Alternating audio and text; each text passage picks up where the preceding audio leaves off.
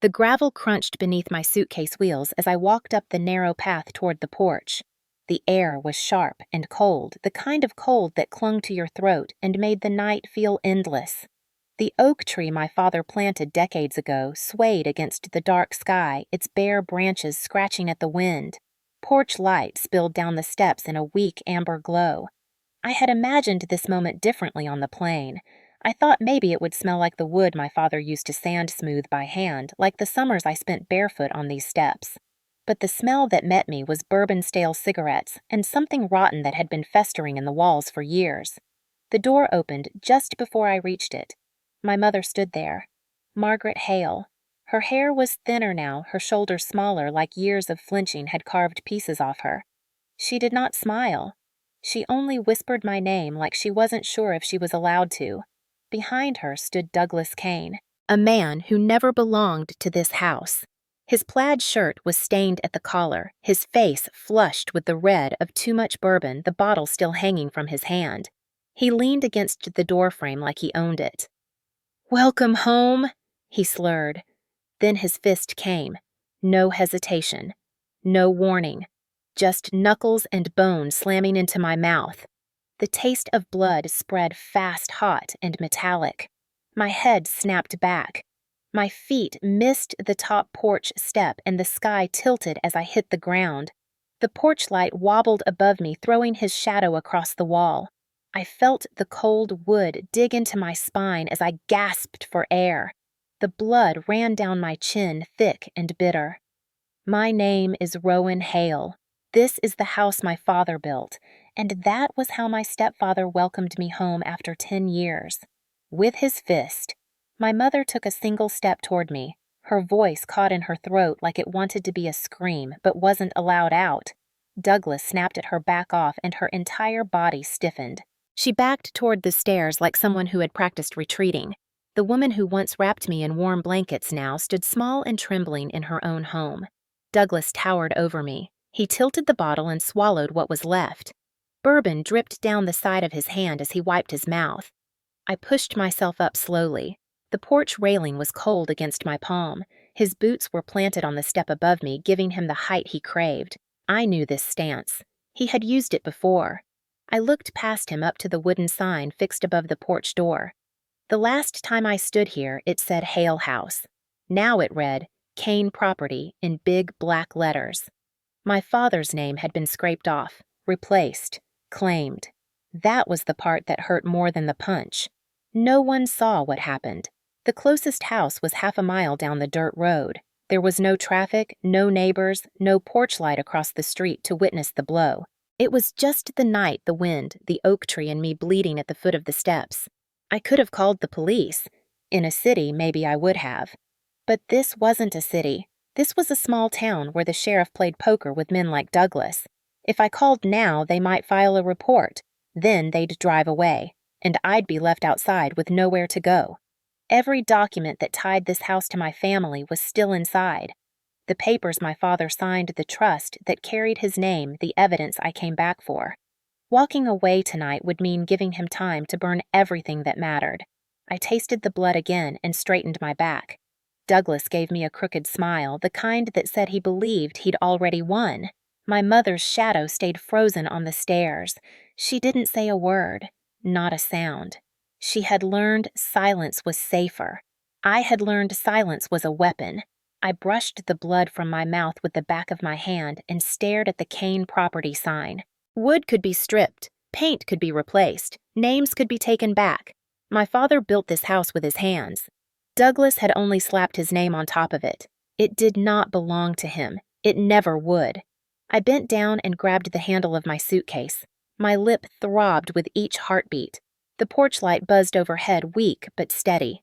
I whispered into the cold air, quiet enough so only the oak tree could hear me. This isn't over. Douglas turned his back and disappeared into the house like a man who thought nothing could touch him. He was wrong. The night air wrapped around me sharp and clear. Blood still pooled in my mouth, the proof of what he had done. I was not leaving, not tonight, not before I took everything back. 2 weeks before that night, the world around me had still been quiet. I was sitting in my apartment in Seattle, a city that smelled like rain and second chances when the phone rang. It was late afternoon and sunlight hit the hardwood floor like gold through the window. The name on the screen was Ellen, my aunt. We hadn't spoken in years. I almost didn't answer, but something in my chest told me to pick up. Her voice was thin, like paper about to tear. "Rowan, she said your grandmother passed away this morning." The world went still for a second the way it always does when news like that finds you. My grandmother had been the only person who never took Douglas's side, the only one who still sent Christmas cards with my father's name written carefully in the corner. Ellen didn't say much else, just that the memorial would be in Nebraska, just that Mom expected me to come, just that I should see the house with my own eyes. The house. That word had a weight that no apartment lease in Seattle could match. It was the house my father built, the house where every memory had roots, and it was also the house Douglas had claimed. I stared at the ceiling after the call ended, feeling something that wasn't quite grief and wasn't quite rage. It was the feeling of unfinished business. I had left that place 10 years ago at 19 with 2 suitcases and a single promise to myself. I would never let that man control my life again. But leaving also meant I had left the house in my mother's hands.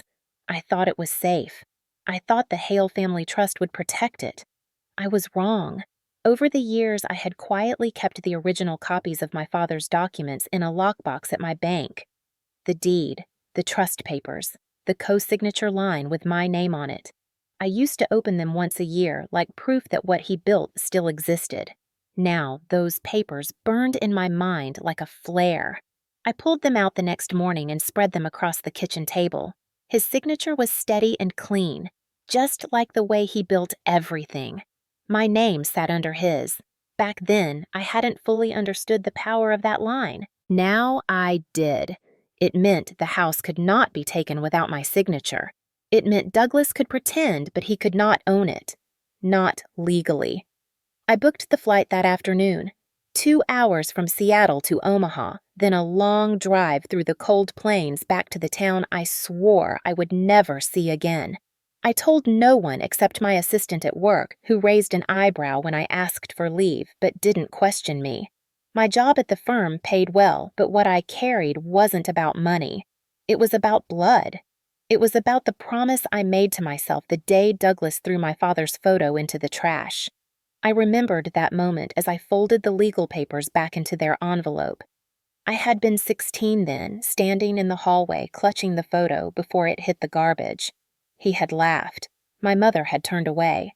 I had known then that this house would never feel safe again. That was the day I started counting down the years until I could leave, and I did. But leaving did not erase what was mine. As the plane ticket confirmation hit my inbox, my heart beat faster than it had in years. It wasn't fear exactly. It was the sound of a battle drum somewhere deep in my chest. 10 years of silence about to break. I packed only one bag, not for comfort, but for war. Every item had a purpose. Black coat, sturdy boots, envelope of legal papers, phone charger. The rest could be bought later. I left the apartment lights off that night and sat by the window watching the rain hit the glass. Seattle had become my sanctuary. No one here knew Douglas Kane. No one here knew the version of me who used to flinch at footsteps in the hallway. But Nebraska still did. Nebraska still remembered. And now I was going back not as the girl who left, but as the woman who built her life far away from him. The next morning, I told my assistant to upload digital copies of the trust documents to a secure folder. I called my lawyer friend in the city not to take the case, but to make sure my papers were airtight. I even called the bank to confirm the trust had never been modified without my consent. Every box checked made my heartbeat slow a little more. This wasn't a trip. It was a mission. I knew Douglas. He wouldn't make it easy. He would sneer, laugh, swing his bourbon bottle around like a weapon, and try to make me small again. But this time, I wasn't 19. This time, I had everything he didn't. Facts, paper, a name on a deed he thought he owned.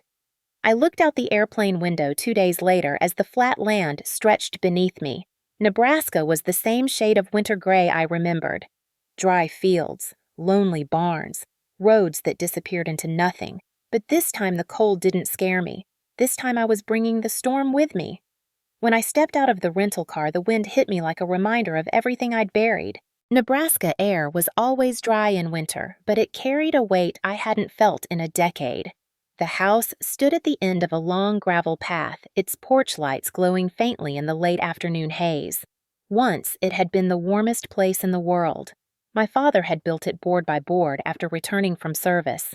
I used to believe the house itself could breathe, that the wood held the warmth of laughter and the sound of his boots on the floor. But the house I faced now didn't breathe. It exhaled something stale. The porch steps, once polished every summer, were cracked and dulled, the white paint peeled in thin curls along the railing. A dented pickup truck sat where my father's blue sedan used to park. The garage door sagged on one side. Even the oak tree seemed different, like it had been watching too much without being able to speak. When I pushed the gate open, it gave a tired creak, a sound that used to mean home and now sounded like warning. I walked slowly, suitcase wheels scraping across the gravel. My boots remembered the pattern of the path better than my head did. 10 years gone, but the ground always remembers. As I reached the porch, I saw what truly stopped the air in my chest. The sign above the door. Kane Property. Thick black letters where Hale House used to be. My father's name had been wiped away as if it never existed. I touched the porch railing without meaning to. It was rough. He used to sand it smooth every spring. Douglas had let it splinter. The door opened before I knocked. Margaret Hale stood there, smaller than I remembered. My mother had been tall in my memory, tall because she had carried the weight of the house after Dad died. But now her shoulders curled inward like she had learned to make herself small to survive. Her hair, once pinned neatly, hung in soft streaks of gray around her face. She smiled, but the corners of her mouth shook like even that smile needed permission. "Rowan," she said, voice thin. I stepped inside. The smell hit me first. Bourbon, cigarettes, dust. My father's house had once smelled like cedar lemon oil and Sunday dinner. Now it smelled like a man who thought claiming a house was the same as owning it. The hardwood floors, which my father had refinished himself, were dulled and scratched. The hallway where our family photos once hung was bare except for a mounted deer head and 2 framed fishing trophies. I walked toward the living room and stopped dead in my tracks. Douglas sat in my father's chair. It wasn't just any chair. My father had built it, sanded it smooth, stained it deep brown, and carved our initials under the armrest. It was his spot during every Christmas, every storm, every story night. Douglas had reupholstered it in camouflage fabric. His boots were propped on the coffee table, a beer in his hand, a lazy smirk on his face. "Well, look who decided to come back," he said without standing up. The words were heavy with that mockery only he could pull off. He didn't call me Rowan. He never had. He called me kid or trouble or nothing at all. He raised his beer to me like a toast to my absence. I looked around. The photo of my father in uniform was gone. The framed graduation photo from high school. The bookshelf where he kept his medals. All gone. I asked quietly, "Where is everything?" Douglas laughed, the kind of laugh that slides under your skin like grease. "What things?" "Oh, you mean all the old junk cluttering the walls. I decided this place needed a man's touch." He lifted his beer again, smug. My fingers tightened on the handle of my suitcase. My mother stepped between us, quickly, fluttering like a bird, trying to stop a storm. "Douglas," she said softly, "Rowan just got here." "Let's not start." "Start," he said. "I'm not starting anything. She's the one standing here like she owns the place." My eyes flicked to the sign outside again. I remembered my father telling me when I was 12 that a name on a wall means something only if the people living inside it respect it. Douglas's name meant nothing. But right now it was nailed to my father's porch. "My room?" I asked. She hesitated. That was all I needed to know. I walked down the hallway anyway. The door that used to have my name carved into a little wooden sign now had a metal plate storage. I pushed it open. The walls were lined with boxes labeled Douglas Tools, Douglas Fishing Gear Cane Office. The bed was gone. My desk was gone. There was only a fold-out couch shoved against the wall. "You're only here a few days," my mother said softly behind me. "It's just easier this way." "Easier for who?" I almost said, but the words caught in my throat. Douglas's laughter echoed from the living room. I walked into the bathroom next to the one where my father used to shave every morning. The counter was covered in Douglas's razors, prescription bottles, and a cracked mirror. The Confederate flag shower curtain stopped me cold. It was hanging in the house of a man who had served this country with everything he had. A man buried with his uniform folded beside him. The insult burned hotter than the bruise on my lip. I leaned against the door, steadying my breath. Douglas didn't just move in. He infected the house. I knew then what I had already suspected on the plane. This trip was never just a memorial. It was a reckoning. I went back to the hallway past the empty spaces where family photos once lived. The house used to have a heartbeat. Laughter in the kitchen, my father's boots on the floor, the creak of the stairs when I tried to sneak out at night. All of it had been stripped away and replaced with his trophies, his signs, his stink. But underneath the layers of neglect, I could still feel something stubborn. The bones of the house, my father's work, the foundation, and foundations don't forget. Douglas called out from the living room, "Hey, kid, don't get too comfortable." And then he laughed again. My mother turned away like she couldn't bear to look at either of us. I stood at the bottom of the staircase, suitcase still in hand, the taste of iron still ghosting my mouth. The house no longer breathed like it used to, but it was still mine, and I was not here to visit. I was here to take it back.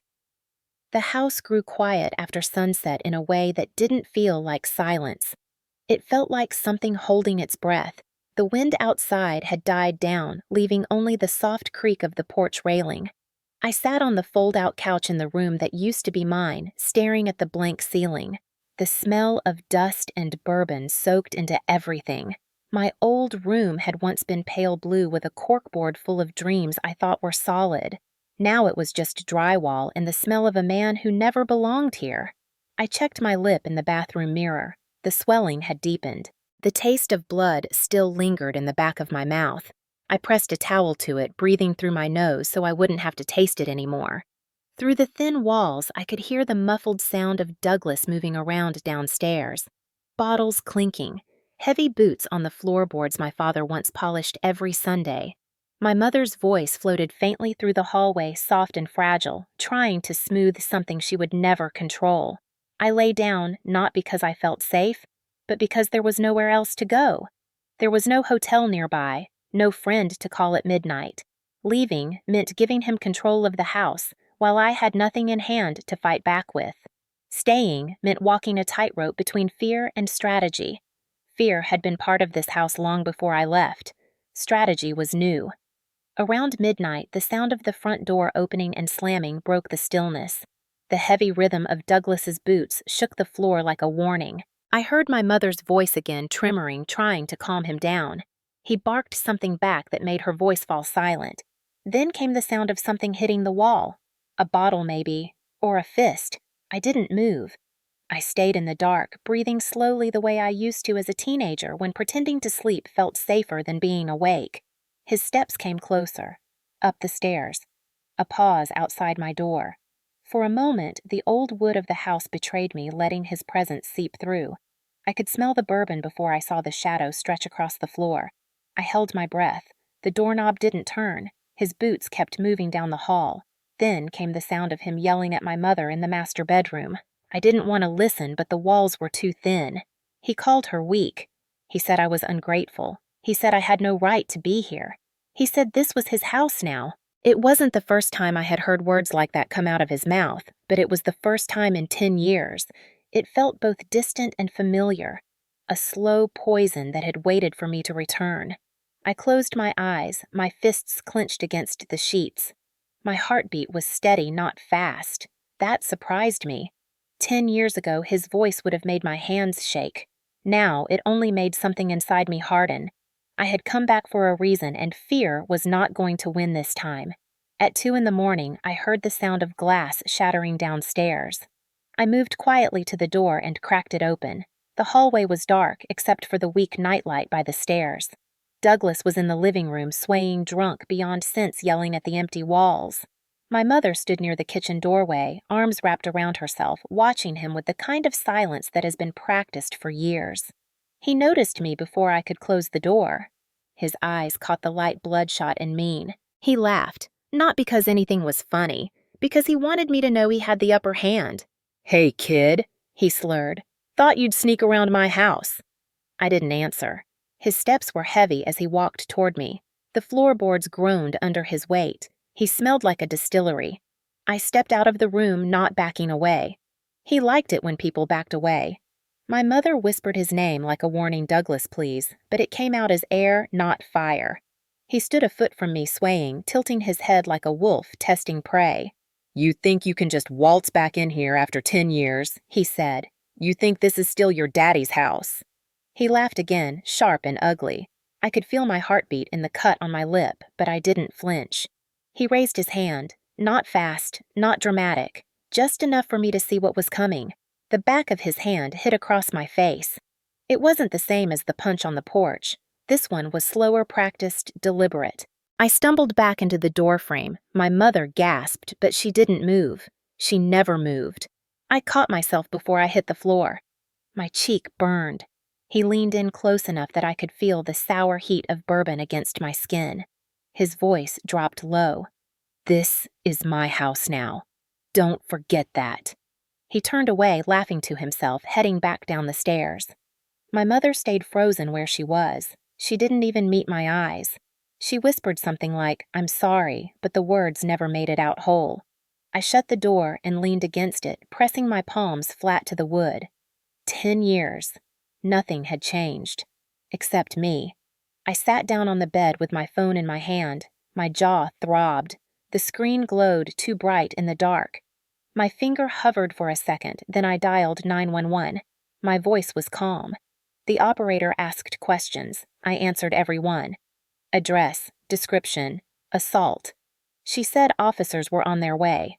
When the knock finally came at the door, Douglas was half asleep on the couch with a beer bottle on his chest.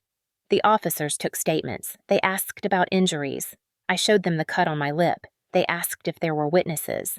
My mother looked down and said she didn't see anything. The officers nodded, took notes, and told me without enough evidence they could only file a report and issue a warning. Then they left. Douglas sat up and grinned at me like nothing had happened. The door closed behind the officers. The house fell back into that awful silence. I went back to my room and locked the door. The porch light flickered outside. Fear still lived here. But now it had my name on the record, too. The sun came through the blinds like thin blades the next morning, slicing across the dusty air of the room that no longer felt like mine. My jaw ached where his hand had landed. I touched it gently, feeling the deep bruise underneath, and for a moment I just listened to the house breathe in its broken way. Downstairs, I could hear the slow shuffle of Douglas moving around to the scrape of a chair on the kitchen floor, the sound of his boots dragging like the house itself was carrying him. My mother's voice floated through the air, small and tired, trying to keep things quiet, to keep him calm. She had spent years doing that. Years shrinking herself smaller and smaller so that he wouldn't explode. But I wasn't going to live inside that silence anymore. I rolled out of bed, pulled on my coat, and walked past the kitchen without saying a word. He was sitting at the table with a beer, even though it wasn't 8 in the morning yet. He glanced up with that lazy grin like what happened last night was just a small inconvenience. "Morning, kid," he said. I didn't answer. My mother's eyes followed me as I walked out the door. She didn't speak either. It was as if this house had trained her mouth to stay closed. The air outside was sharp against my face. I walked down the path toward the car I'd rented at the airport, gravel crunching beneath my boots, the sound of something breaking in my chest with every step. I didn't have the luxury of time anymore. I needed facts, proof, a strategy. Rage alone wouldn't save the house my father built. Nebraska mornings are quiet in the winter. I drove toward town with my hands gripping the steering wheel hard enough that my knuckles turned white. The courthouse sat in the center of town, a squat brick building with peeling paint and a flag barely moving in the cold wind.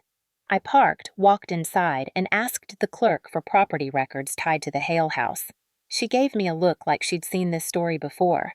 10 minutes later, I was holding a stack of papers that made my stomach tighten. Douglas had filed partial ownership claims 3 years ago through my mother. He had tried to transfer the property name onto himself, but the Hale family trust my father created required my signature as co-trustee.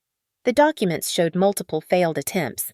He'd gotten as far as changing the sign outside, but not the deed itself. I flipped through the pages slowly, breathing through the rising heat in my chest.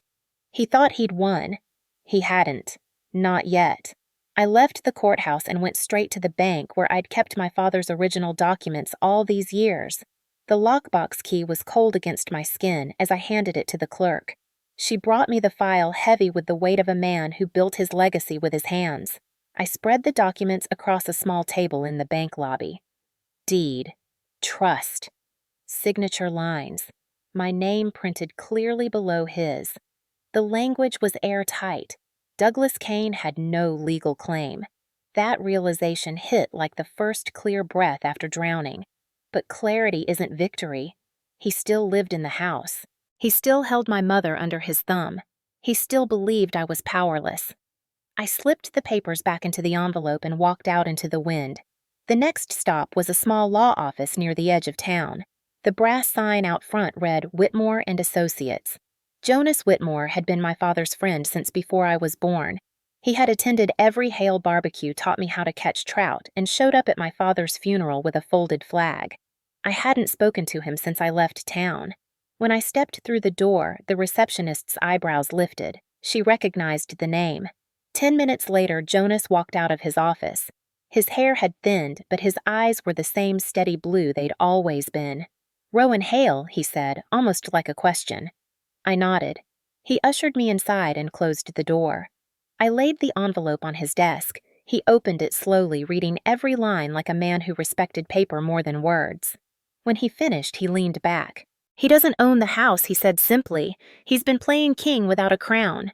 Relief washed over me like warm water, but underneath it burned something sharper. It wasn't enough to know he didn't own it. I needed to prove it. I needed to make it official. Jonas looked at me carefully.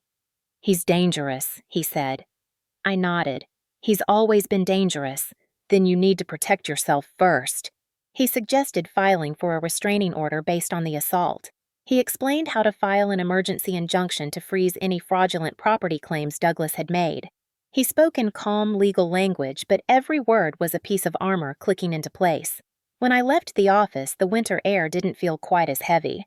My boots crunched on the sidewalk as I walked to the car envelope tucked under my arm like a weapon. When I pulled back into the gravel drive, Douglas was outside smoking. He leaned against the porch railing like he owned the whole world. When he saw me, his grin tightened just enough to show the cracks in it. "Where you been, kid?" he said. I didn't answer. I walked past him and up the porch steps. He reached out and grabbed my arm, not hard, but enough to make a point. I turned slowly, meeting his eyes. I could still taste last night on my tongue. Not the fear, the blood. The difference between us was this. He thought last night broke me. It didn't. It sharpened me. "Let go," I said quietly. For a second, his grip tightened, testing the weight of the new silence between us. Then he laughed and released me. "Don't forget whose house this is," he said, leaning close. I didn't flinch. I didn't give him the satisfaction. I walked inside. My mother stood near the kitchen sink, twisting a towel between her hands like she could squeeze her way out of the life she'd chosen. She asked where I'd gone. I told her the truth. The courthouse, the bank, a lawyer. Her face went pale. She looked at the floor. Douglas laughed from the porch, a sound that had infected these walls. I climbed the stairs, my hand brushing against the railing my father carved. It was rough now, splintered, but I could still feel him in the grain of the wood. That night, as I lay in bed, the fear that used to live in this house felt smaller. Not gone, but cornered. And cornered things are easier to fight. I stared at the ceiling and whispered into the dark. I'm not staying quiet anymore. The next few days passed with the kind of sharp focus I hadn't felt in years. Every step I took was deliberate. I woke early before Douglas stumbled out of bed with his bourbon breath and heavy boots, and I walked into town with my coat zipped tight against the Nebraska wind. The courthouse, the bank, the lawyer's office, they were no longer places of memory. They were weapons. The bruises on my face had darkened into a deep purple bloom, a reminder every time I looked in the mirror of why I was doing this. Douglas laughed like nothing could touch him, like the law was as soft as my mother's silence. He had no idea what was coming. Jonas Whitmore became my quiet ally. He worked in his small corner office surrounded by faded photos of fishing trips and hand-carved bookcases, but his legal mind was sharp as glass. The first morning after I showed him the documents, he began drawing up the paperwork for a temporary restraining order and an emergency petition to freeze all property transfers linked to the Hale Trust. He explained the steps carefully, as if speaking to someone who'd already survived too much to be surprised by how slow the system moved. The bruises on my face helped. Judges in small towns don't ignore that kind of evidence even when the sheriff plays poker with men like Douglas Kane. My mother barely spoke to me. She floated around the house like a ghost, setting out his breakfast, washing his bottles, pretending nothing was happening. But I caught the way her hands shook when he raised his voice. I caught the way she looked at me at night, as if she couldn't decide whether I was the threat or the rescue. Douglas barked and drank and threw things when he wanted to be feared, but under all that noise was a man who had grown too comfortable, and comfortable men make mistakes. On the third day, I walked into the police station. The officer on duty recognized my name from the report that night.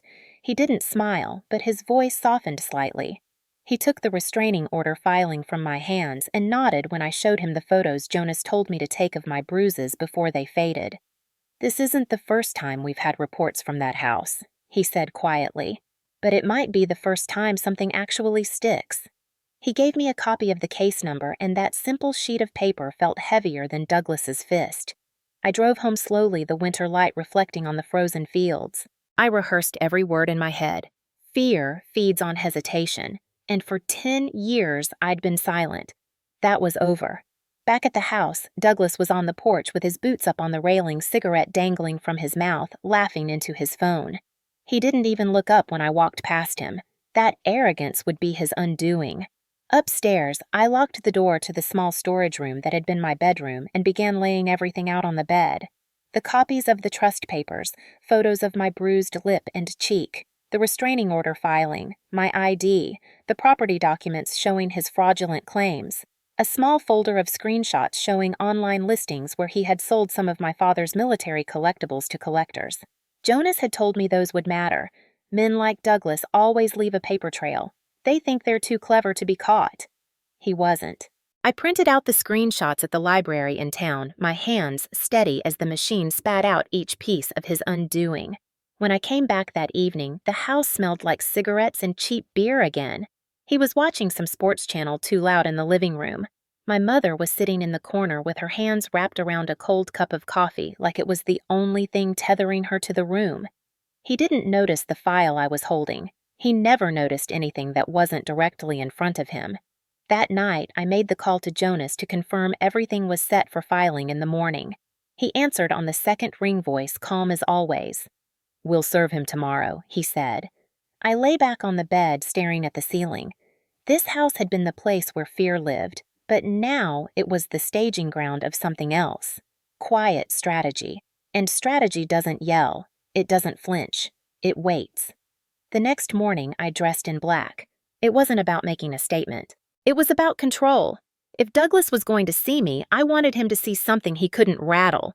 At breakfast, he made some joke about me looking like I was going to a funeral.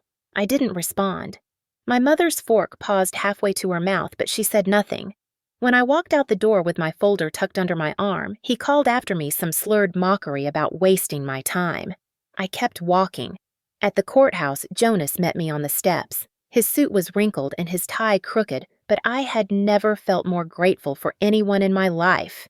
He handed me the final restraining order documents. The clerk stamped them. The judge signed the temporary order based on the police report and the evidence. Just like that, for the first time, Douglas Kane had something real against his name. Not a story, not a whisper. A court order. By noon, the sheriff's deputy delivered the papers to the house. I wasn't there to see it, but Jonas texted me one line. He looked surprised. I smiled without meaning to. I returned home hours later, and the air on the porch felt different.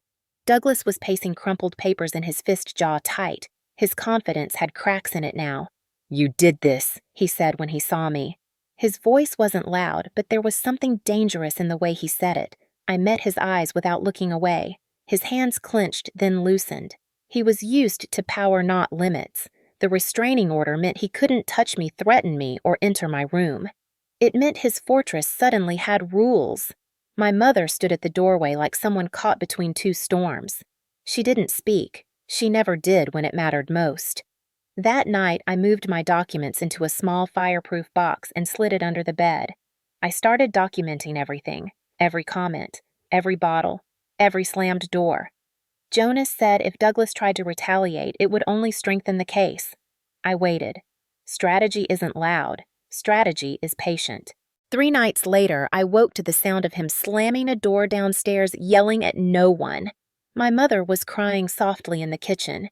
He stumbled through the hallway like a wounded animal, but when he reached my door, he stopped. He stared at the paper taped next to the knob, the copy of the restraining order. He spat something under his breath and turned away. That single moment, that hesitation, was worth every cold hour spent at the courthouse. He wasn't untouchable anymore. The next morning, I made appointments with the estate attorney to move forward with the injunction. Jonas set the hearing date. Things were beginning to shift. Not fast, but steady. Like water cracking rock. As I left the courthouse that day, the wind cut through my coat. I pulled it tight, but inside, the chill didn't reach me. I thought of my father's voice telling me years ago that men like Douglas always mistake silence for surrender. They never see the storm coming until it's already at the door. This time, the storm was me. The morning the court papers were officially served, the air outside was so still it felt like the world itself was holding its breath. I had driven into town before sunrise to meet Jonas at his office, the manila folder on the passenger seat, like a heartbeat I could hear. The courthouse was half empty when we walked in together. Jonas's shoes clicked against the linoleum floor, while I kept my hands shoved in my coat pockets to hide the way my fingers trembled, not with fear this time, but with a slow, rising fire. The clerk stamped the injunction papers, the judge signed the restraining order extension, and just like that, everything we'd built piece by piece over the last week hardened into law. For the first time since stepping onto that porch, I wasn't just a girl coming home to a monster. I was a legal storm with a name. Douglas Kane had a problem he couldn't punch away. By mid-morning, the deputy sheriff drove out to the property to deliver the papers in person.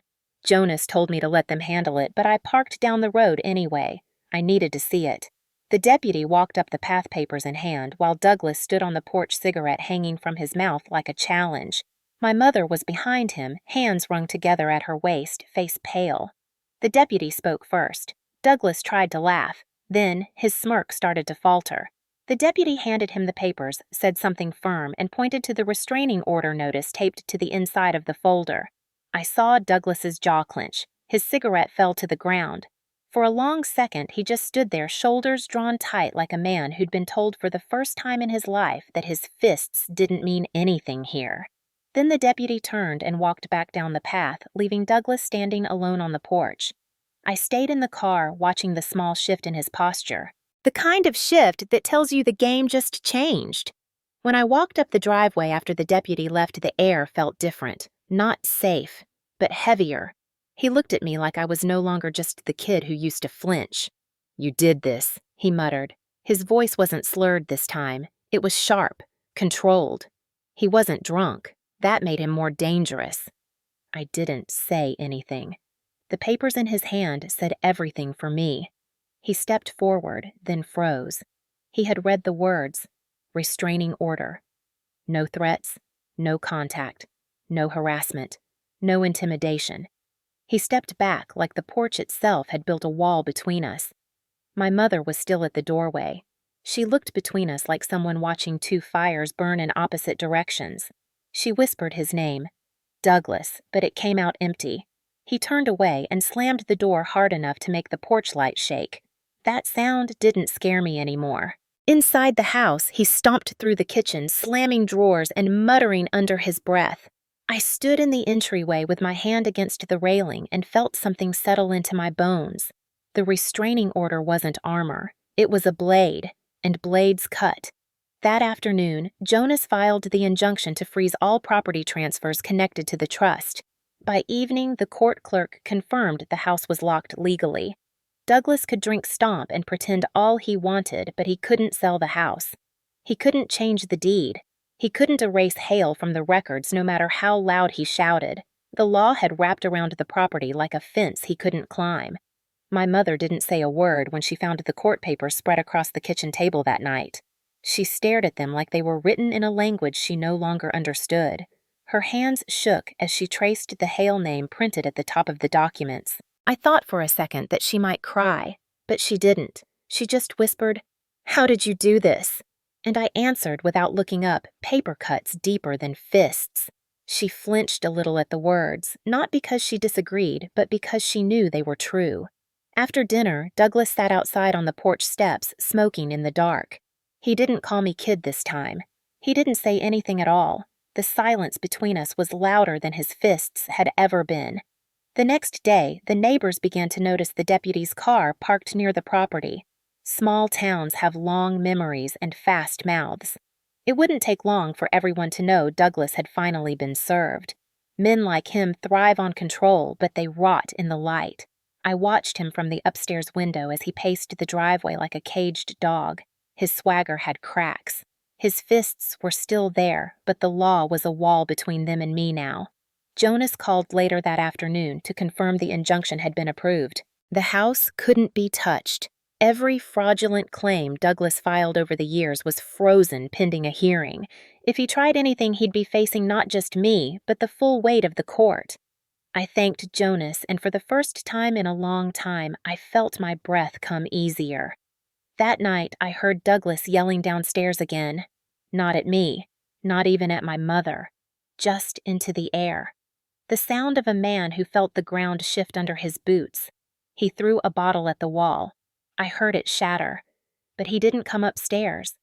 He didn't come near me, because he couldn't, and that was the difference.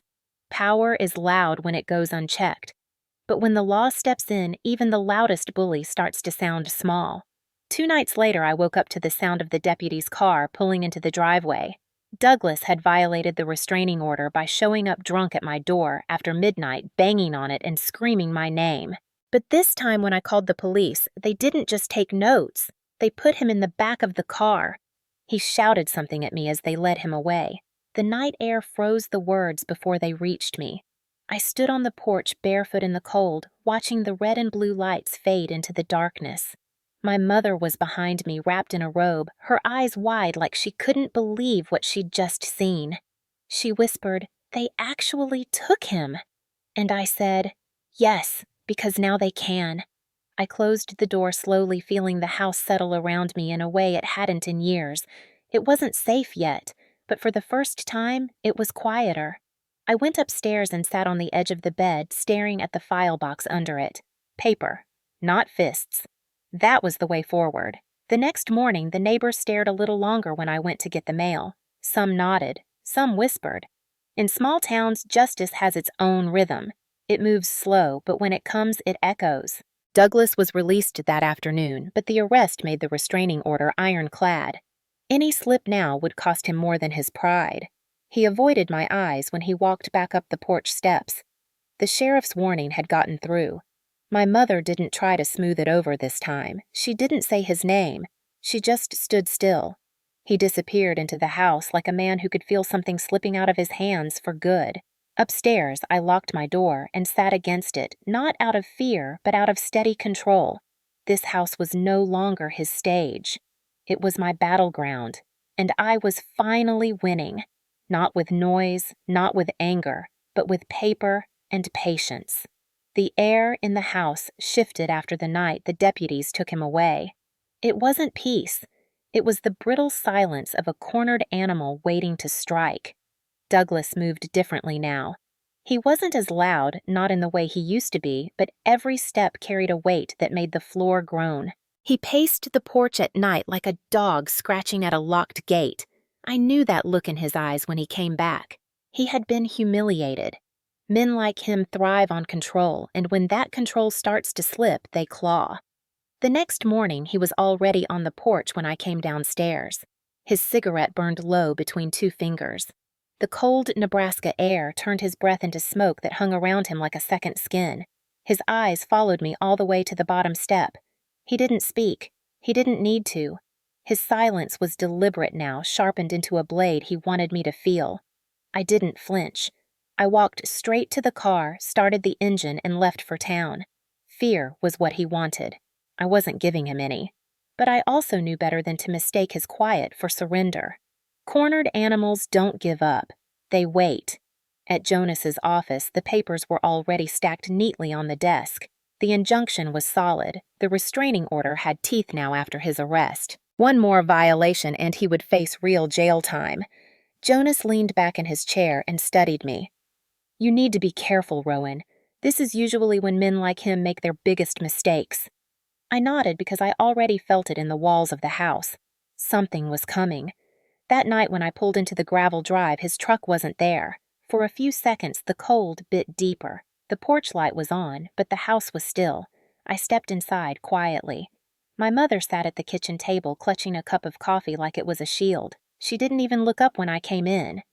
"Where is he?" I asked. Her voice was small. "At the bar.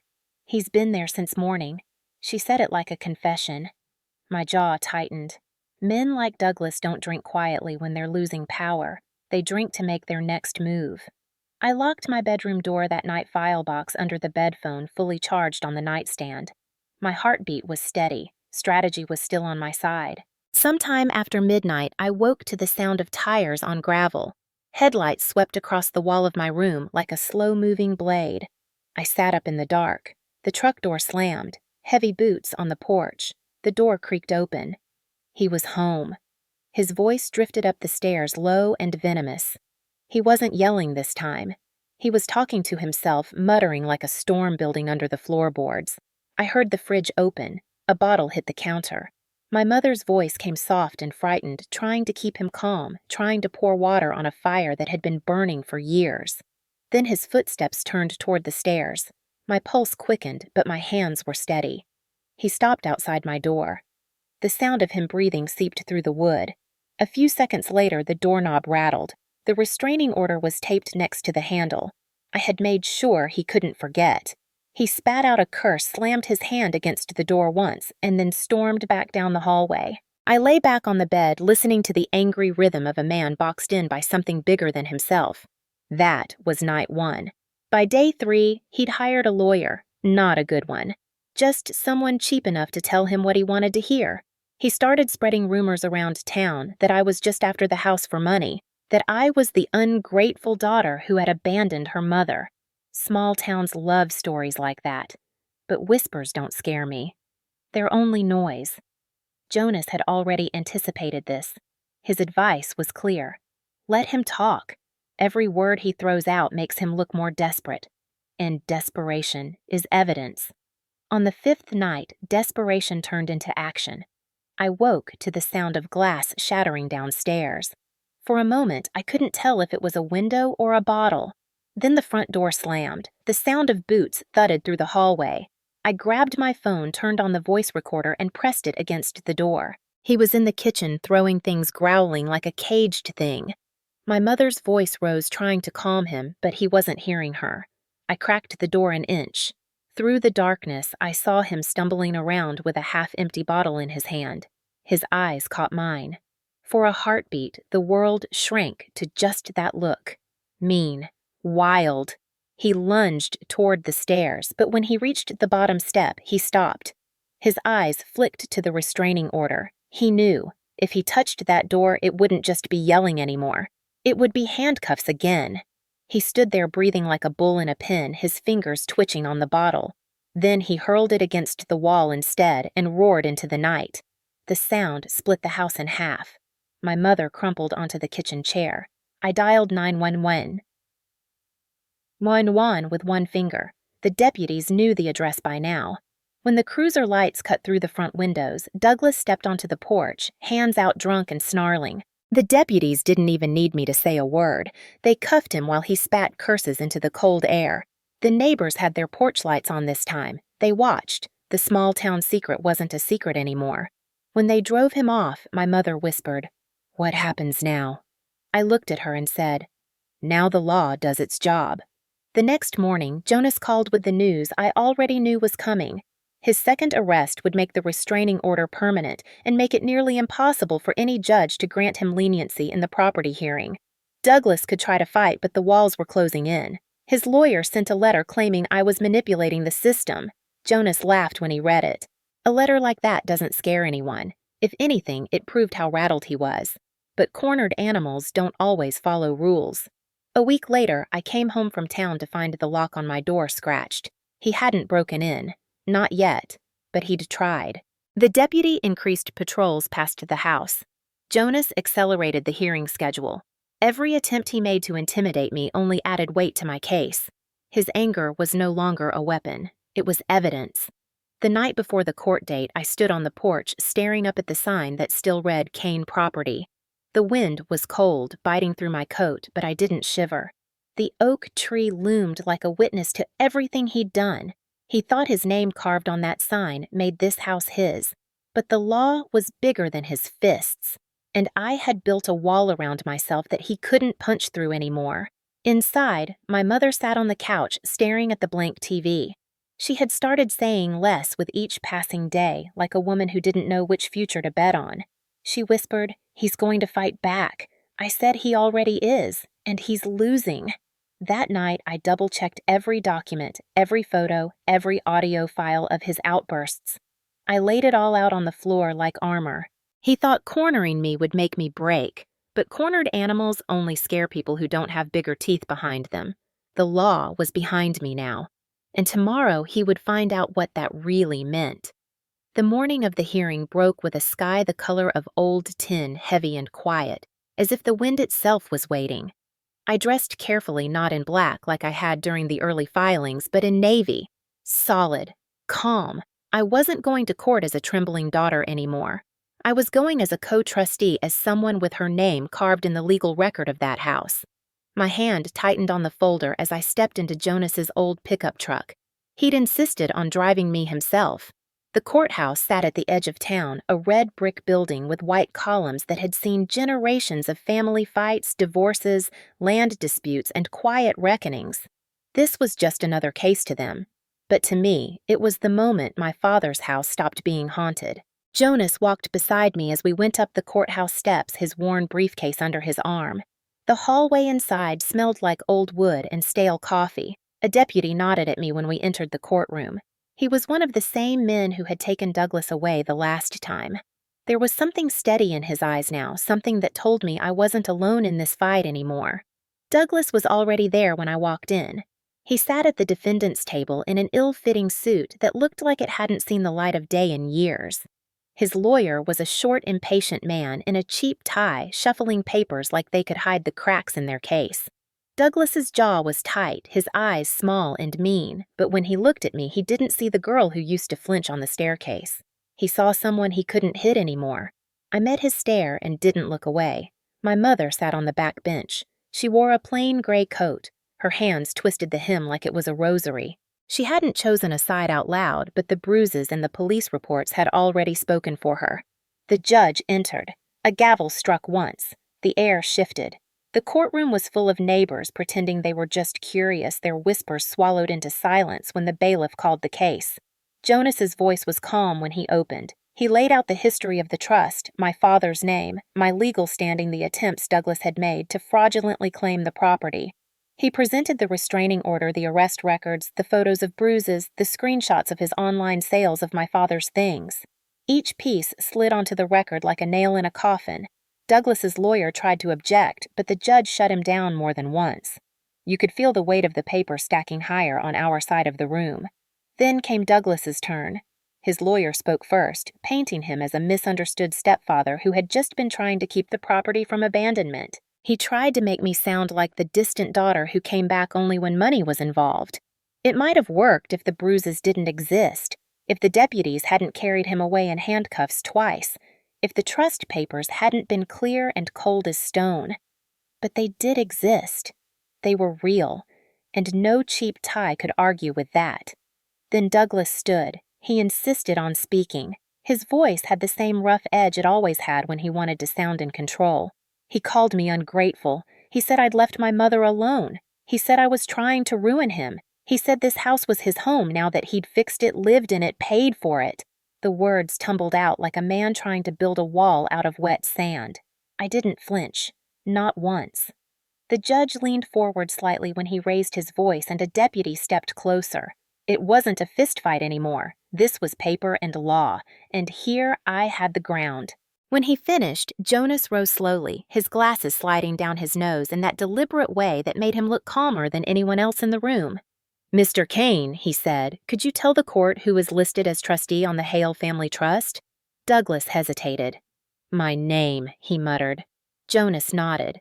"And could you tell the court whether you obtained Ms. Hale's signature on any of the property transfer documents you filed with the county clerk's office?"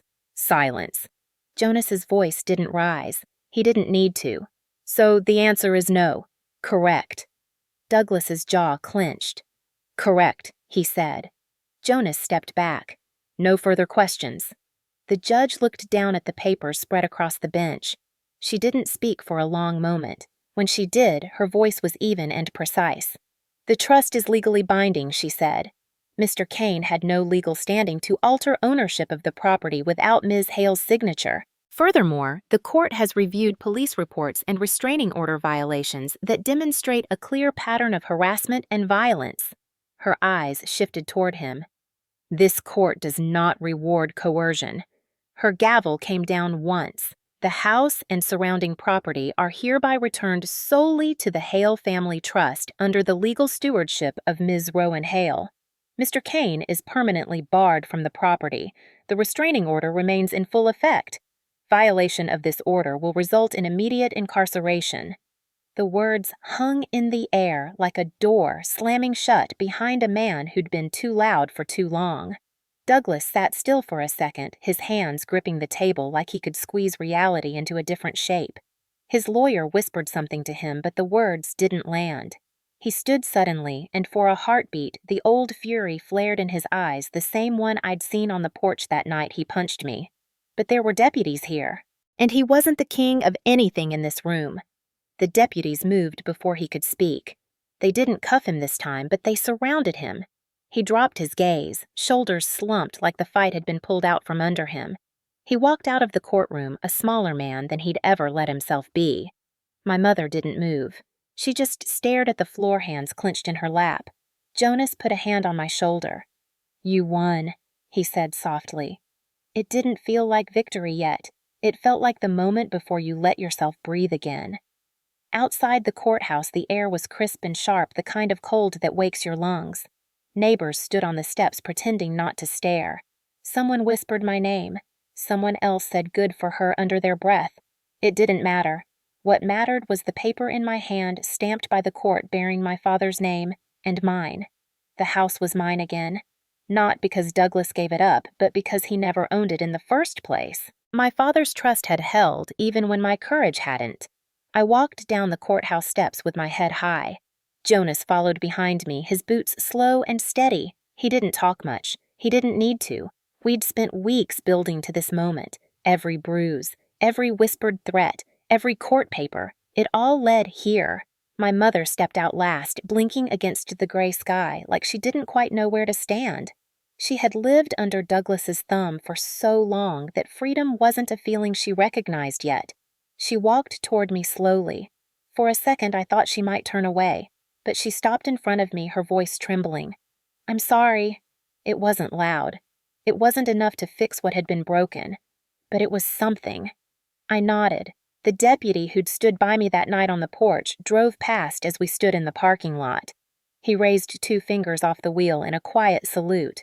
I lifted my chin in return. Douglas didn't look back when the sheriff's cruiser followed his truck down the main road. His world was getting smaller with every mile. Mine was opening. When I got back to the house that afternoon, the wind whipped through the porch like a new thing. The Kane property sign still hung over the door, but it didn't own me anymore. I stood at the bottom of the steps, court order in my hand, and felt the ground shift under me in the best way. The house didn't breathe like it used to. Not yet. But for the first time, I could imagine it. Inside, the silence was different. Not brittle. Not frightened. Just waiting. I pressed my palm against the door. My father's house. My name. my story. And this time, no one could take it from me. The first night after the court ruling, the house was quiet in a way I hadn't felt in years. Not the brittle silence that follows slammed doors, not the cautious hush that lives under someone else's rule. This was a silence with room to breathe. The wind pressed gently against the windows, the old oak swayed outside, and the floors beneath my feet no longer sounded like they belonged to someone else.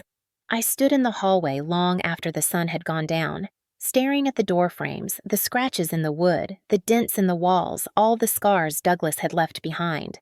For the first time, I didn't see them as his marks. I saw them as things I could undo. The house had outlasted him. So had I. In the morning, I called a restoration company from the next town over. They didn't ask questions when I told them I wanted everything scrubbed clean. By noon, a small crew was on the porch, boots clanging against the steps, their toolboxes filled with the kind of quiet determination I needed. The first thing I told them to take down was the sign above the door. Kane Property. They unscrewed it carefully, but I didn't flinch when the metal hit the ground. I picked it up myself, carried it down the path, and dropped it into the dumpster like something dead finally laid to rest. The wind caught under the edge of my coat as I walked back to the porch. For the first time, the door looked like it could breathe again. Inside, they started patching the walls. Every hole, every crack, every sign of his rage was slowly erased. I walked through each room with my arms folded tight across my chest, not because I was afraid, but because I needed to hold in the weight of it. My father's chair in the living room still sat in the corner. Douglas had covered it in that ugly camouflage fabric, but beneath it, the original wood was still there. I ran my hand over the armrest, feeling the carved initials underneath HR for Henry Rowan. My father, RH, for me. I told the restoration team to strip it back to what it used to be. The man with the sandpaper nodded, understanding more from the look on my face than from my words. The smell of fresh paint and sanded wood started to fill the house that afternoon, replacing the stench of bourbon that had soaked into the floorboards. It didn't happen all at once, but with every stroke of paint, with every nail pulled, I felt the weight lift. My mother stood on the porch watching the workers come and go. She didn't say much. She was like someone standing on the shore after a storm blinking at a coastline she didn't think would ever clear. When she did speak, it was quiet. I don't remember the house ever looking this clean. I didn't answer. I just looked up at the porch light that had flickered for years, replaced the bulb myself, and watched it glow steady for the first time in a decade. In the evenings after the crew left, I walked through the house alone. I opened every door, checked every lock, turned on lights in rooms that had been dark for too long. The echoes were softer now. The walls didn't carry the same sharp edge. I sat on the porch one night wrapped in my father's old jacket and stared at the stars over the fields. The house felt like it was learning to breathe again, like a wounded animal finally free of its cage. The neighbors started stopping by after they heard the news. This is a small town, and stories like this don't stay hidden. Mrs. Harlan brought over a pie, saying nothing about the court case, but giving me a look that said everything. Old Mr. Beach from down the road leaned against the porch railing, muttering about how the place finally smelled like cedar again instead of cigarette ash. The sheriff's deputy, who'd driven Douglas away both times, slowed down when passing, sometimes lifting a hand in quiet acknowledgement. It wasn't pity, it was respect. One afternoon, I walked into the hallway where Douglas had once hung his mounted deer head. The wall was empty now, stripped bare. I climbed the attic ladder and pulled down the box I hadn't opened in 10 years. Inside were the things my father left behind his uniform, the folded flag, the photographs he'd taken with me under the oak tree when I was a little girl. My hands shook when I touched the fabric of his old jacket, but not from pain. From memory. I hung his photo on the wall where the deer head used to be. I placed the folded flag on the mantel. I brought his medals out of their box and lined them on the shelf in the living room. It wasn't about rebuilding the past. It was about reclaiming what had been stolen. The house didn't feel haunted anymore. It felt honest. My mother started talking a little more in the evenings. At first, her sentences were short. Do you need tea? I'll help paint that. The porch looks nice. But little by little, her shoulders straightened, the trembling in her hands faded, and sometimes I caught her looking at the workers with something almost like hope. She started therapy sessions in town after Jonas gave her the number of someone he trusted. She walked into her appointments quiet and came out quieter, but in a way that felt lighter, not heavier. One evening, we stood in the doorway together watching the last of the sunset paint the fields orange and gold. She whispered, "It feels different." I nodded, "Because it is." The Kane property sign was gone. The porch railing had been sanded and stained back to its original chestnut color. The walls inside gleamed with new paint. And the house, our house, no longer smelled like fear. When the restoration was finished, I stood alone in the living room. The chair was back to its original wood. My father's photo hung on the wall. The light was warm. I took off my boots and walked across the hardwood floor, barefoot, for the first time since I was a teenager. It was smooth beneath my feet, the way it used to be. My mother came down the stairs behind me wearing a soft sweater instead of the threadbare robes she used to live in. She sat in the chair across from me, not the one Douglas used to claim, but her own spot. She looked around and said softly, "I can finally breathe here." So can the house, I thought. But I didn't say it. That night, the wind was strong and the oak tree creaked like an old friend clearing its throat. I turned off the lights and sat by the window, letting the dark fill the house the way it should have all these years, not with fear, but with quiet. The moonlight touched the floor silver and clean. My father's house was mine again, not a claim, not a fight, a fact. The legal papers lay in a locked box upstairs, but I didn't need to look at them to know what they said. The house itself knew, the neighbors knew, Douglas knew. He was gone, and the walls remembered who they belonged to. The sheriff told Jonas that Douglas had left town for a while. No forwarding address. No more slamming doors. No more bourbon on the kitchen counter. Just wined wood and the sound of a house taking its first deep breath in a decade. My mother slept through the night without waking once. The next morning, I walked barefoot out to the porch, coffee in hand, and watched the light climb over the fields. For years, I had dreamed of escaping this place. Now, for the first time, it felt like a place I could stay. The house didn't belong to a man who broke things anymore. It belonged to the memory of the man who built it and the woman who finally came home to claim it. Autumn settled over the fields like a quiet promise. The oak tree out front turned gold, then brittle brown, dropping its leaves in slow spirals onto the gravel path that used to feel like a battlefield. The house stood steady, clean, and alive, every window catching the soft light of the late season. I walked barefoot across the porch that morning, warm coffee in hand, the cold wood grounding me in a way it hadn't in years. It wasn't just a house anymore. It was a heartbeat. It was mine. I watched a leaf land at the foot of the steps and felt something uncoil deep inside my chest, something that had been bound so tight I'd forgotten what it felt like to let it go. I had lived years waiting for an impact, waiting for the sound of boots stomping up these steps, waiting for the smell of bourbon, waiting for the crash of a fist against wood. That waiting was gone now. It wasn't silence I was hearing. It was the sound of space finally given back to me. For weeks after the ruling people in town watched me differently, not with pity, but with that careful kind of respect that small communities offer only after they've seen what you can survive. Mrs. Harlan from next door still brought pie, but now she stayed a little longer drinking tea on the porch and telling stories about my father. Mr. Beach fixed the hinge on the old mailbox without being asked. The sheriff's deputy sometimes slowed when he passed the house, not because he had to anymore, but because he wanted to make sure everything stayed quiet. Douglas had left town. He didn't call. He didn't write. He didn't dare step foot near this house again. Legally, he couldn't. But more than that, the grip he had over this place, the fear that used to cling to every corner was gone. Even the walls seemed to have exhaled. The nights were colder now. I started sleeping with the window cracked just to hear the wind through the branches. It didn't make me flinch anymore. It didn't sound like danger. It sounded like a home breathing. My mother moved through the house differently too. At first, she hovered in doorways like someone who didn't trust the air. Then slowly she began to walk with her shoulders straighter, her voice no longer swallowed before it reached the end of a sentence. She planted mums along the front porch and polished the banister like she was trying to remember who she was before she shrank beneath him. She started attending therapy every week. She stopped saying his name. She stopped whispering. She started living in her own house again. One evening we sat on the porch together, wrapped in blankets, sipping tea while the wind rushed through the oak branches above us.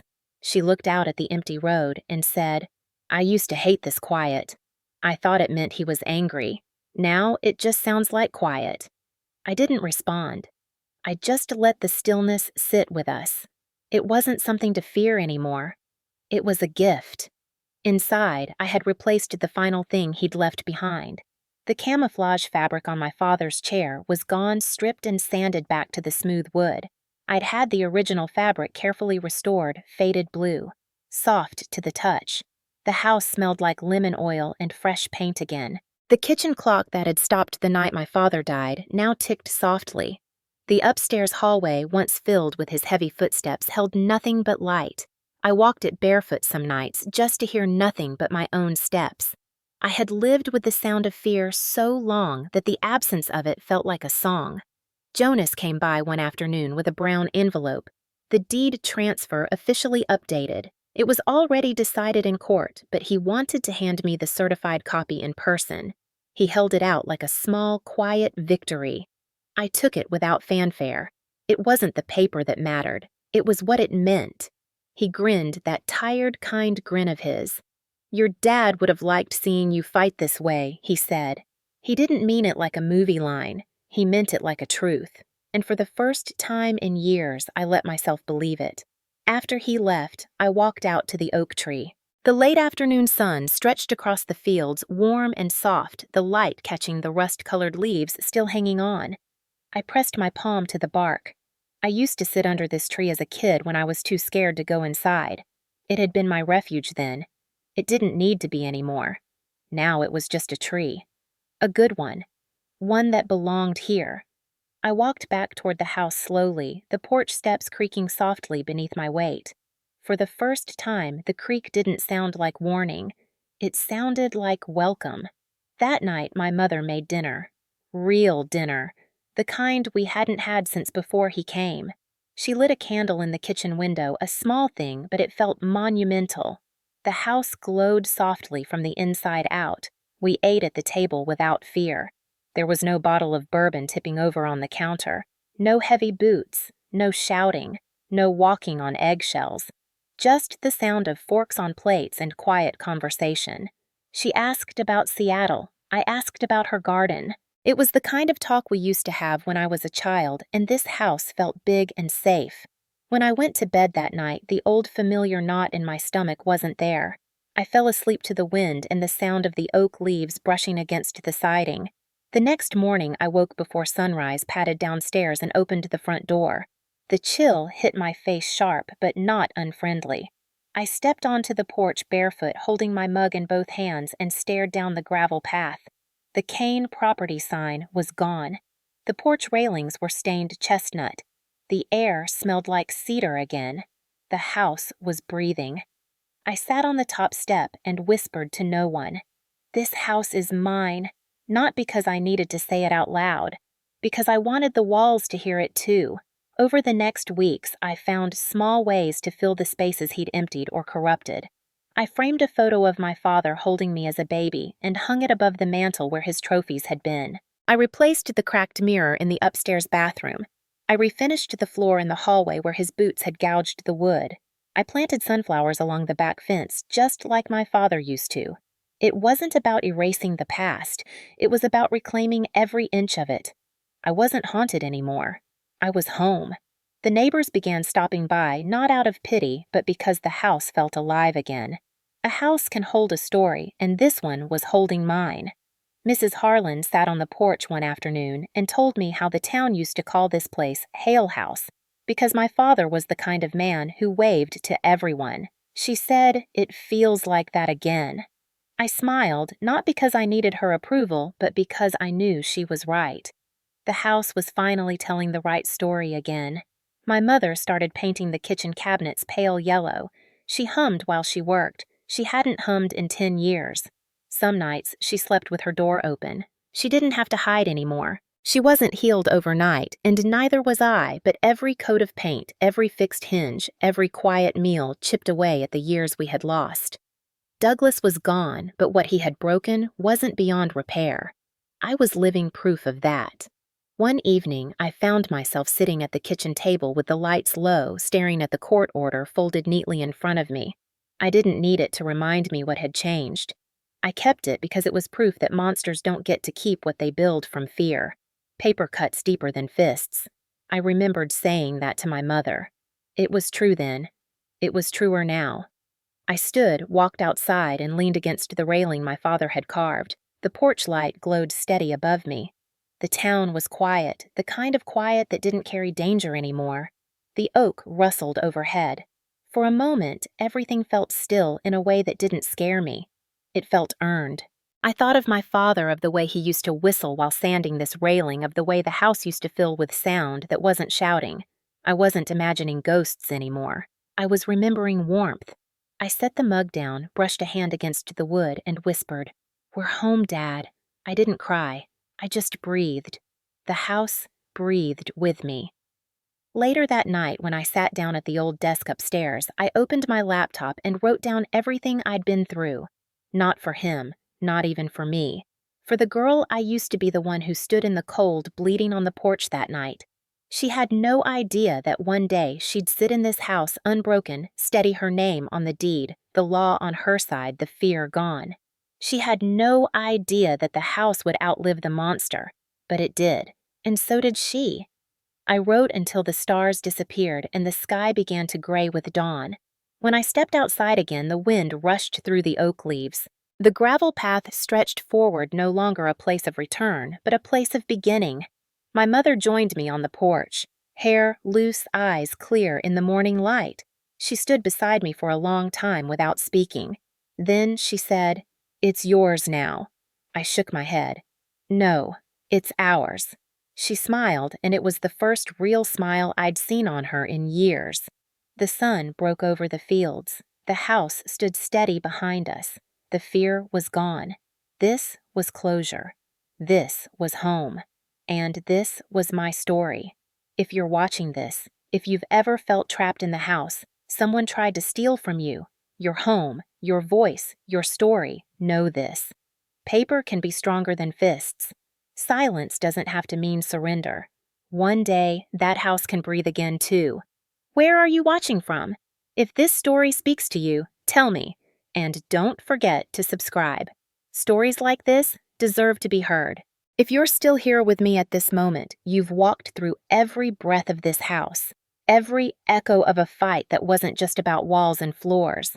It was about claiming something no one has the right to take away from you. I know what it feels like to stand on a porch with blood on your lip and a storm in your chest, convinced no one will ever understand. I also know what it feels like to breathe again when the house that once made you flinch finally stands with you instead of against you. Maybe your story isn't about a house. Maybe it's about a family, a name, a voice, a place you built for yourself that someone tried to steal. Maybe you've stayed quiet for years because that felt safer. I stayed quiet too, until I didn't. If you've ever had something taken from you and had to fight to reclaim it, I want to hear your story. Tell me where you're watching from. Tell me how you found your way back to yourself. Or maybe you're still standing in the middle of the storm looking at the walls and wondering if they'll ever breathe again. I can tell you this, they can. Paper is stronger than fists. The quiet after the storm is real. And so is the power you hold, even if it's buried right now under years of someone else's noise. Stories like this don't belong to me alone. They belong to everyone who's ever been told to stay quiet and decided to speak anyway. So share your story in the comments. Speak it into a place where it can't be buried again. And if you want more stories like this, real stories about survival, about reclaiming what matters, subscribe. Turn on that bell and stay. Because here, we don't just tell stories. We remember them. We build from them. We fight with them. And sometimes we win.